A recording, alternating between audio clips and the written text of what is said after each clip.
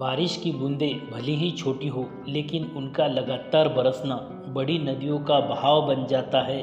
वैसे ही हमारे छोटे छोटे प्रयास भी जिंदगी में बड़ा परिवर्तन ला सकते हैं। नमस्कार दोस्तों, मेरा नाम है नीलेश। मैं आपको आज एक बहुत ही सुंदर कथा सुनाने जा रहा हूँ।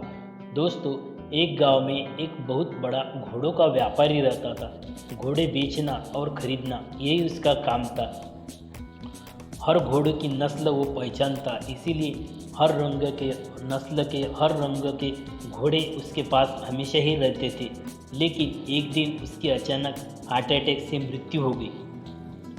मृत्यु के पश्चात उसकी वसीयत पड़ी गई, जिसमें लिखा था कि मेरे 19 घोड़ों में से आधे मेरे बेटे को, उसका 1/4 मेरी बेटी को और उसका जो 5वां हिस्सा रहेगा वो मेरे बहुत ही ईमानदार नौकर यानी रामू को दे दिया जाए।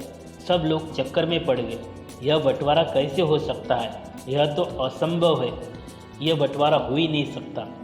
19 घोड़ों का आधा मतलब एक घोड़े को मारना पड़ेगा तो घोड़ा मर जाएगा। चलो एक को काट भी दिया जाए तो बचे 18, उनका 1/4 मतलब 4.5 4.5, फिर तो 22 होने चाहिए तो घोड़े, लेकिन घोड़े 19। सबसे बड़ी उलझन यही थी। सब परेशान हो गए कि आखिर वकील की वसीयत को कैसे बांटा जाए। फिर पड़ोस के गांव में से एक वकील को बुलाया गया। वकील ने सब वसीयत पढ़ी और सब मामला सुन लिया।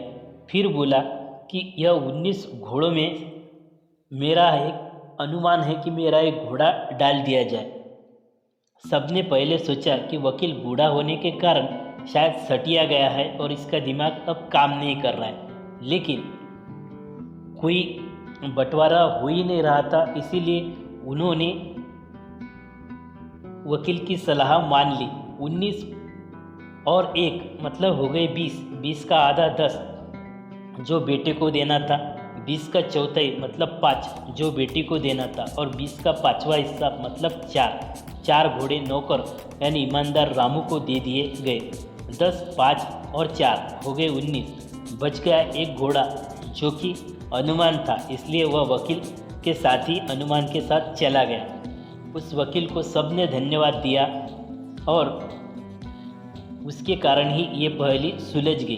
दोस्तों, इस कहानी से हमें शिक्षा मिलती है कि हम सब के जीवन में 5 ज्ञानेंद्रिय, 5 कर्मेंद्रिय, 5 प्राण और 4 अंतःकरण होते हैं।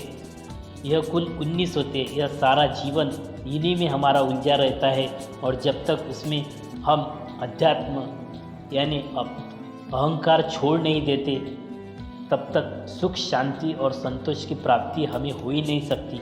दोस्तों, इसीलिए हमें अहंकार को छोड़ देना चाहिए, तब जाके सुख, शांति और संतोष की प्राप्ति होगी। Thank you. हमारी यह कथा आपको अच्छी लगे तो हमारे चैनल को लाइक कीजिए, शेयर कीजिए और बेल आइकन दबाकर सब्सक्राइब कीजिए, ताकि हमारी जो भी आने वाली वीडियोज़ है वो आपको तक सरलता से पहुंच जाए। तब तक के लिए शुक्रिया। आबाद रहिए, सुरक्षित रहिए।